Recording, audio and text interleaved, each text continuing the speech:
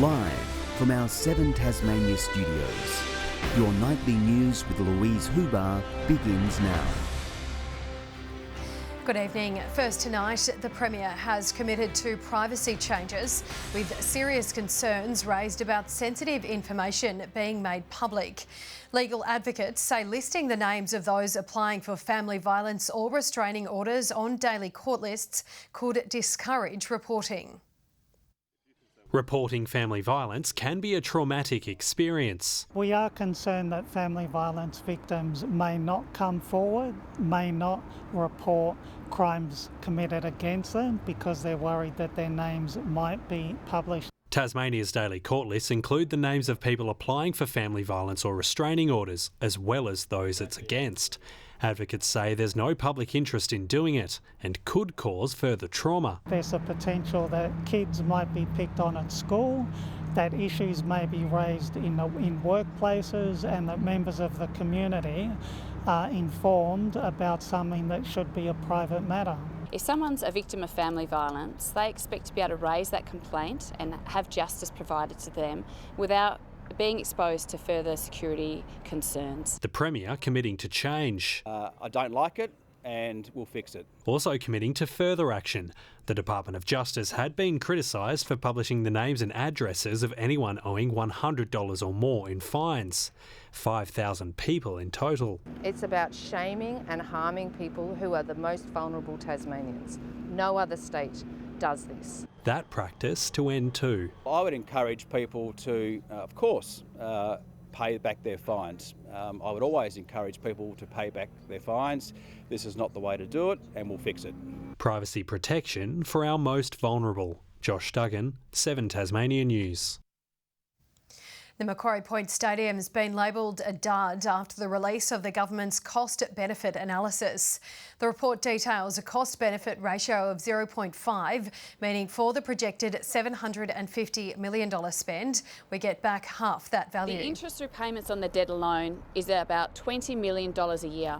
That's the same as employing 200 nurses to staff our health system. But even with, even in the best case scenario, this stadium is a massive loss-making venture.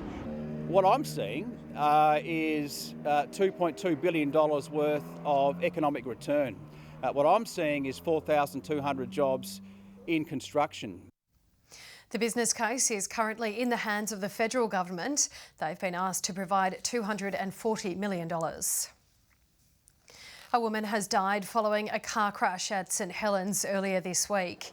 The 58-year-old was taken to the Royal Hobart Hospital after the sedan she was driving collided with a power pole on Tuesday afternoon. The latest tragedy sees 2 lives already claimed on the state's roads this year, taking the toll to the same time last year. Shock and outrage is spreading across the community with an iconic Launceston brewery shutting its doors to visitors at the end of the month. 13 employees have been given less than 2 weeks to find a new job after Bogues made the snap decision to close its visitor centre and tours. Quenching the thirst of Australians since 1881, Bogues is a true Tasmanian treasure. But an overnight decision will see its visitor centre shut up shop in just a matter of days. It is a shock because it's such a well-loved facility and a well-loved tour, and it's really worrying to think that perhaps the brewery might be heading down the same path. It's an absolute travesty for this staff. It is not good enough to kick in the guts for northern Tasmania. Parent company Lion has decided to pull the pin on its popular Launceston experience, in a statement saying, "The last few years have been very challenging for our business, with overall beer consumption in decline, rising input costs and the impacts of COVID-19 on the hospitality and tourism industries." Frankly, it doesn't meet the pub test, and I have urged Lion to go back to the drawing board, have a rethink about this. I wish they'd come to us earlier. The beer tourism market is a huge market, so it seems an unusual decision. Also an untimely decision during peak tourism season. This tourism facility is in fact the 3rd most visited place that people come to in the north. We're really hoping that we can work with Lion management to reinstate it in some way, shape or form.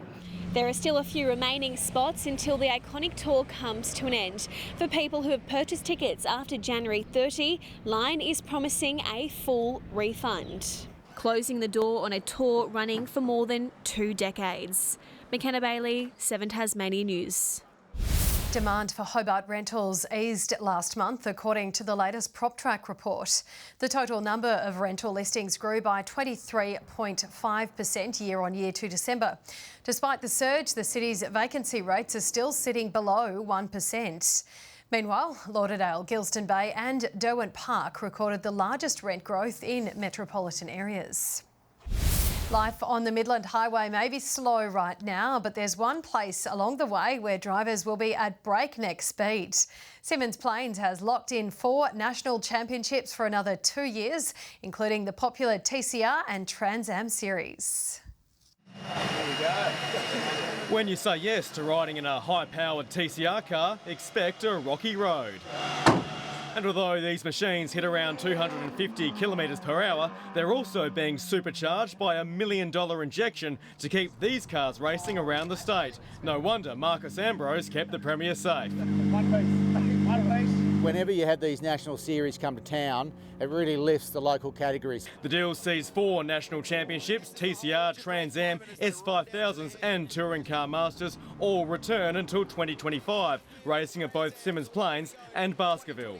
The best show in Australia, seriously, is you won't see more national categories of racing than what you'll see at Race Tasmania. For 18-year-old Charlie Parker, he'll get to see the professionals firsthand as he looks to graduate to Formula Fords this year. You just have to try and sponge as much as you can out of them. Which is exactly what I tried to do, going more than twice the limit of the Midland Highway. Well, that was quick. Time for a change of pants. And the advice from someone far more fearless who won 2 Supercars championships. This is the moment. Good luck to them. You got to be a little bit crazy and have a lot of luck. Tom Johnson, 7 Tasmania News. A curious dog has taken his love of adventure a little too far after becoming stranded on a cliff on King Island. After noticing 6-year-old Brush was missing, his owner Kerry followed the sound of his yelps, discovering him in an unreachable spot. The SES was called in and in a delicate rescue mission managed to help the wandering pooch to safety. It was a huge thanks for them. It was relief. We did have a bit of a laugh because I think it was the first for all of us, really. But yeah, like I said, it was a good exercise for them too because they've never had to, really had anything to do with it, having to rescue a dog. Kerry says for now she'll be keeping Brush on a short leash. Some of Tasmania's youngest football fans have been put through their paces in a local training camp. It comes as Western United's men's and women's teams prepare for an exciting doubleheader in Hobart this weekend. Scoring sunshine on day 2 of the United Football program's training camp. We work with community clubs around the state and we've got over 100 kids here today from as far away as Devonport. The young athletes learning from some of the best, including Hobart's David Clarkson, whose football career took him to Asia and England, as well as Andrew Durante, who played more than 400 games in Australia's National League before moving on to mentoring. Watching players grow and develop and become better people as well as footballers is something that I really enjoy doing. The camp was open to boys and girls aged 6 to 16, with 33% of registrations female. If a boy's about to boot it, that I can go up and tackle. We work on the fundamental skills of football: passing, dribbling, finishing. This is the final day of the training camp, but many of the small soccer stars will be back here at North Hobart Oval on Saturday, watching Western United's women's side battle it out against Brisbane Roar before the men's team takes on Sydney Football Club. The A-League's looking to expand, so maybe they do look to this region if they can get good support on this weekend. Brianna Boylan, 7 Tasmania News. Jack Jumpers coach Scott Roth says the team needs to be more consistent at home in the wake of a 4th straight loss at Launceston Silverdome. With just 4 games to go before finals, Tasmania has slid to 5th on the ladder and at risk of falling out of playoff contention. The Phoenix rise from the ashes of Launceston's basketball fans' hopes. The Jack Jumpers manhandled by South East Melbourne at a rare northern outing. Got the jump on us obviously in the first quarter and we just never could recover. The home side struggling to keep up with an aggressive start from the visitors. A slow start offensively for the Jack Jumpers. The Phoenix bringing the fire with relentless rebound attacks. You want to build pressure over the course of a 40-minute game, and we just weren't able to do that. Fan favourite Jack McVeigh shared plenty of trash talk with adversary Mitch Creek, but wasn't able to contain the forward. Brown puts the move on Majette, gets it to Creek, who collects it somehow, flings it at the backboard and gets it to go. A fight back in the third quarter wasn't enough to seal the deal. They fixed the other parts of their game. Just the stroke, still yet to find. That man's found his stroke tonight. McVeigh again. Although the Jackies were able to slam down a few highlights late in the game for hungry Silverdome fans. You get the feeling they're not going to go away as Magnay gets upstairs on the lob. But it's a key win for desperate South East Melbourne, which was languishing at 7th on the ladder following a string of defeats. The Ant Army is carrying a key lesson to Cairns with hopes of taking the sting out of the Taipans tomorrow night. We have to build pressure in the first quarter to reward ourselves later in the games. But it's a philosophical approach from Scott Ross with the season's finish line in sight. I've said it multiple times during the last couple of weeks, we'll be where we'll be. We'll either be in or we'll be out, and that's the way it goes. Annie Green, 7 Tasmania News. The Hurricanes have suffered a blow in their BBL finals chase after being walloped by ladder leader Perth. Unable to string partnerships together, a lowly target of 147 wasn't enough to hold off the Scorchers. On the fringe of finals, a Hurricanes win would wrestle back control in the race for the top 5. But Perth's form has been scorching. Really nicely taken catch there. Lance Morris claiming early scalps. A normally wily Matt Wade caught out trying to wrangle a boundary. Oh, brilliant. Josh Inglis. He had time, he used the footwork to perfection. Leaving Hobart spinning their wheels.